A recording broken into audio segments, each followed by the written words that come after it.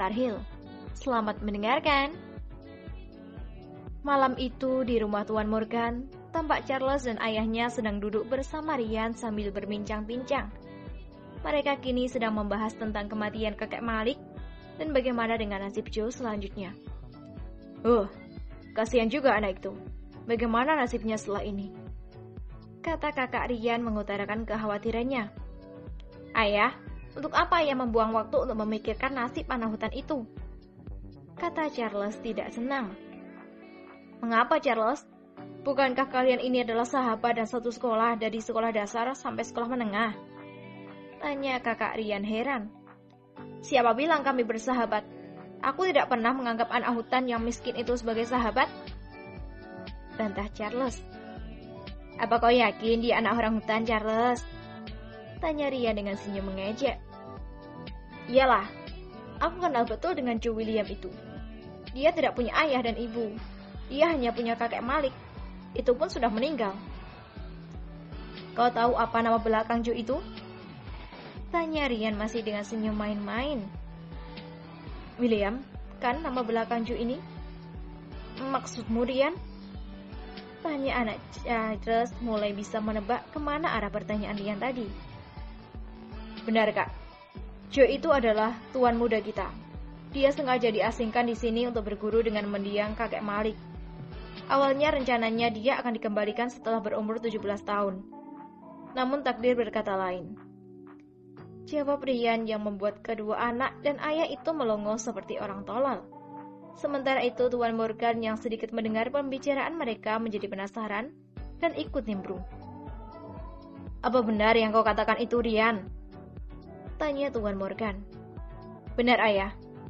Aku telah hidup di lingkungan Cherry ini selama puluhan tahun. Aku tahu semuanya.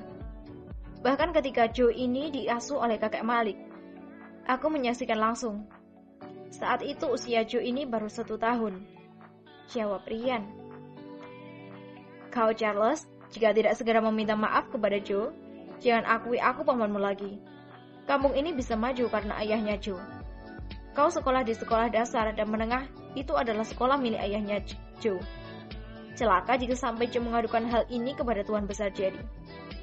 Bisa hancur kampung ini kalau dia marah. Kata Ryan membuat wajah Charles ini seputih kapas. Ayah, bagaimana ini? Tanya Charles mulai ketakutan. Kini dia merasa tenggorokannya mulai kering dan panas seperti orang kehausan. Kau ini Charles, makanya kurang-kurangi kesombongan yang ada pada dirimu. Jika watakmu tidak berubah, kelak kau akan celaka sendiri nantinya. Kau yang mulai, maka kau yang harus mengakhiri. Kau yang berbuat, maka pertanggungjawaban itu. Kata ayahnya membuat Charles semakin ketakutan. Tolong aku, Paman. Kata Charles sambil beringsut mendekati Ryan. Sebagai jawaban, Ryan hanya mengangkat bahunya saja lalu berdiri, kemudian melangkah ke ruangan depan. Sama sekali tidak menghiraukan tatapan Charles. Baginya, anak sombong seperti Charles ini sesekali harus dapat batunya, agar kelak tidak sombong dan arogan lagi terhadap orang lain.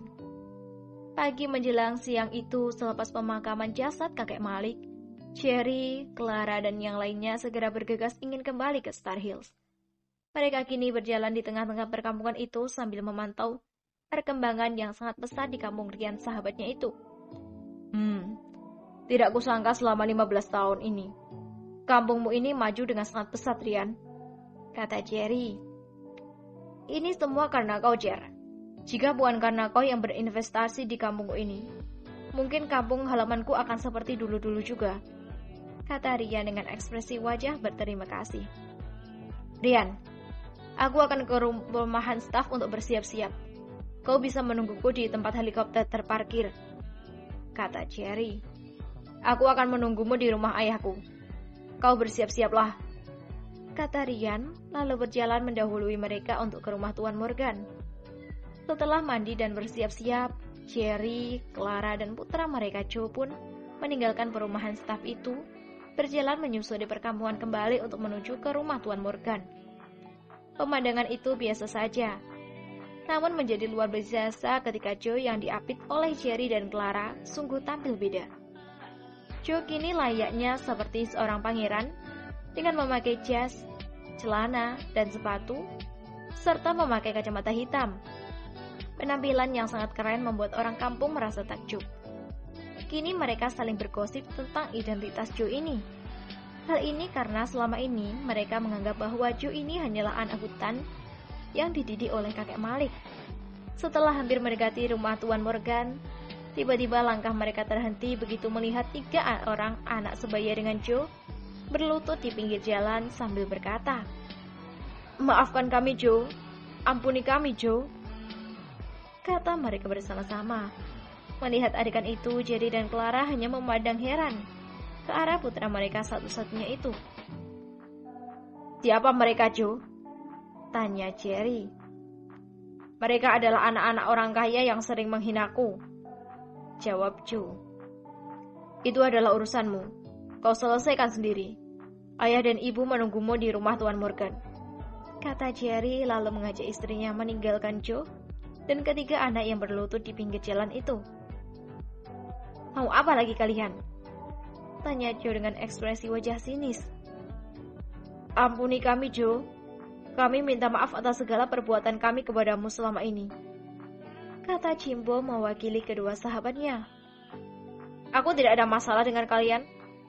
Sebaiknya jangan berbuat seperti itu. Bangunlah," pinta Joe. "Kau memaafkan kami, Joe?" tanya Milner. "Sudah aku katakan bahwa aku tidak ada masalah dengan kalian.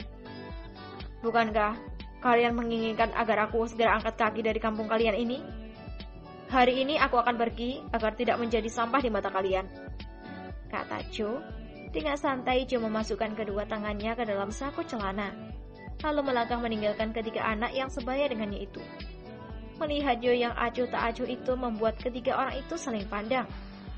Tanpa dikomandai, ketiga anak itu langsung membuntuti Joe yang saat ini sedang berbicara dengan 2 orang lagi anak seusia dengannya. "Harvey, Lillian, aku pamit. Mungkin aku tidak akan datang ke kampung ini lagi dalam waktu dekat," kata Joe sambil memeluk kedua sahabatnya itu. "Semoga kau selamat sampai tujuan," kata Harvey dengan mata merah. Selama ini dia tidak pernah berpisah dengan Joe. Bermain bersama, sekolah bersama, serta belajar bersama. Hal ini yang membuat mereka sedih karena tak lama lagi akan ditinggal oleh sahabat mereka yang baik. "Kau jangan sampai melupakan kami, Joe," kata Lillian. "Mana mungkin aku melupakan kalian? Kalian sangat baik kepadaku. Bukan seperti anak orang kaya itu," kata Joe sambil menunjuk ke arah Charles, Milner, dan Jimbo. Begitu mereka mendengar ini, ketiga anak muda tanggung itu hanya menunduk saja. "Joe, kau sudah ditunggu. Pergilah. Hati-hati di jalan. Kelak kalau sudah tamat sekolah menengah atas, mungkin kami akan kuliah di tempat Tuan Ryan kuliah dulu," kata Harvey. "Ya, aku tunggu kalian. Kelak kita akan tinggal di asrama yang sama dan satu kamar. Bagaimana?" tanya Joe. "Boleh, tapi mungkin akan berbeda ceritanya, Joe. Kau dan kami berbeda jauh. Mana mungkin kau akan tinggal di asrama," kata Lillian. Joe yang tidak terlalu mengerti hanya bengong melihat ekspresi kedua sahabatnya itu. Berbeda dengan mereka yang sudah diberitahu tentang identitas Joe, sementara Joe sendiri belum terlalu tahu siapa dirinya. Baginya adalah ayahnya orang baik, karena itu ayahnya sangat dihormati di kampung ini. Terlebih lagi ayahnya adalah sahabat Tuan Ryan. Hanya itu saja. Setelah berpamitan dan saling berpelukan, Joe pun meminta diri kepada sahabatnya. Setelah itu berlari ke rumah Tuan Morgan untuk menemui ayahnya yang berada di sana. Sambil memeluk peti kayu, Joe pun berangkat bersama kedua orang tuanya dengan diiringi oleh puluhan pengawal. Selang beberapa menit di atas tampak puluhan helikopter menduru, meninggalkan perkampungan itu menuju ke Star Hills.